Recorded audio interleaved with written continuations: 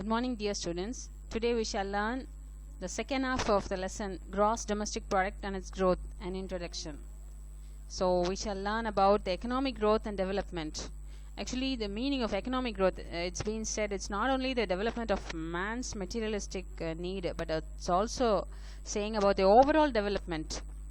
So that's what here we see about the great economist Amartya Sen. He says that economic growth is an aspect of economic development, and he says that economic development focuses not only on man's materialistic need, but it focuses on overall development or its rise in its living standards.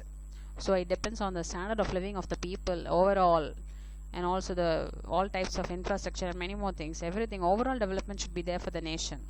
So next heading we see about the economic growth. So economic word itself tells it's related to money, well. So the quantity measure which considers a rise in the output produced in an economy or nation in a particular period in its monetary value.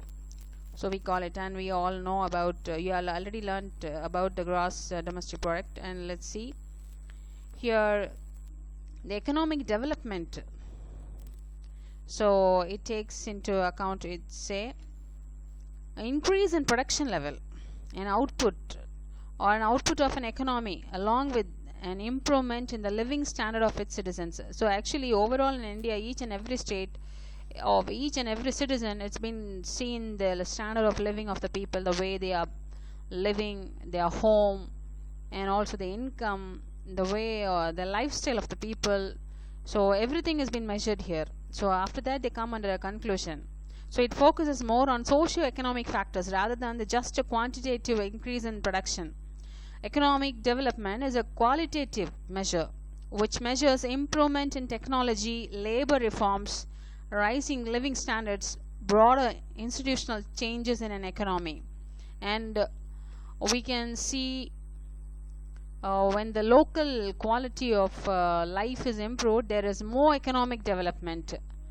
So economic development is a growth of standard of living of a nation's people from a low income, that is poor people, their economy, to a high income, the rich people also, their economy. So overall it has been found.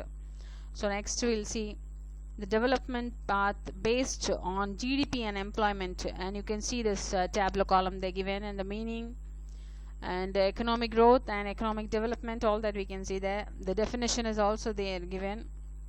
You have a tabular column in your book too, you can look into that also. And here I too have got a thing, please look into it. Meaning over there, economic growth refers to the rise of the value, everything produced within the economy. So overall development, if you see, means economic development is a process of rise in real national income due to structural changes for a long period. So then also we have the concept here. Economic growth is a narrower concept, and economic development is a broader concept. So nature of approach, you can see it's in economic growth it is a quantitative in nature, and whereas in economic development it's qualitative in nature. So term and tenure, you can see the short term in nature, economic growth, and whereas economic development a long term in nature.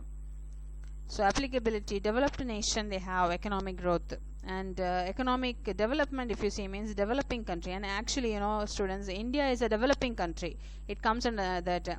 And developed nations, you can see about America and some of the European countries, they are all well developed, they are very rich. So number of industries and everything overall totally it's too good. And whereas we are under the developing economy, that is developing countries are there few, in that India is also there. And next, measurement techniques, it increase in national income, you can say. Then economic development, if you see, increase in real national income, that is per capita income. So next you can say about the frequency of occurrence in a certain period of time, and here just a continuous process, economic development, it goes on, it's a continuous thing, it doesn't stop anywhere. So next, government aid, it's automatic process, so may not require government support actually. And here we need dependent on government intervention, as it includes widespread policies changes. So without government intervention it's not possible. So each and everything has to be said over there to the government, has to be discussed, and also some certain help is being got from the government. So next, students, you can see about India's has sustained rapid growth of GDP for most of the last 2 decades, that is around 20 years, leading to rising per capita income and reduction in absolute poverty. So here we say that the life expectancy at birth is 65 years and 44% of children under 5 are malnourished. So, and also they say about the literacy rate for the population aged 15 years and above is only 63% compared to a 71% figure for lower middle income countries. So let's learn about the factors supporting Indian development. So factors, you can see their political stability, yes, macroeconomic stability, levels of infrastructure, then even natural resources, educational standards, saving rates and foreign aid, barriers to trade, all that we are going to learn here. So there are various types of factors. So India has a strong legal system and many English language speakers. So this has been a key to attracting inward investments, and it is an international language. English is an international language, so we are able to have we are able to converse well. There are many English speaking people, so the business and all that, overall in economy it's possible for us to get it. And also India's economy has successfully developed in highly advanced and attractive clusters of businesses in the technology space, and especially they say about the global software business, and a good example which is there in Bangalore, that's been given as an example. And then growth of GDP and economic policies. Let's see, there are various types of policies. First we'll learn about the agricultural policy. So it's also a set of government decisions and actions relating to domestic agriculture. So it depends on the imports of foreign agricultural products. So you can see various types of risk management has also been taken over there, and also some adjustment and economic stability, natural resources, economic environmental sustainability, research and development, and market access for domestic commodities. So all that has to be considered and kept in mind. And all next you see about the industrial policy, and it creates when there is an industry, many people get settled near around the industry so that they could get just some job. So employment, definitely that's the most important one. It creates employment, promotes research and development, leads to modernization, and ultimately makes economy self-sufficient. And also we find people get enough income, and also the area it gets developed, the places where industries are there around that area, definitely they need some roads and all that. Basic developments are being made there. Then several industrial policies are also there, you can say. Since 1948, industrial policies on large scale industries, especially they are saying about a textile industry policy, then sugar industry policy, price policy of industrial growth, small scale industrial policy, and industrial labor policy. There are so many other policies also. Next, let's learn about the new economic policy.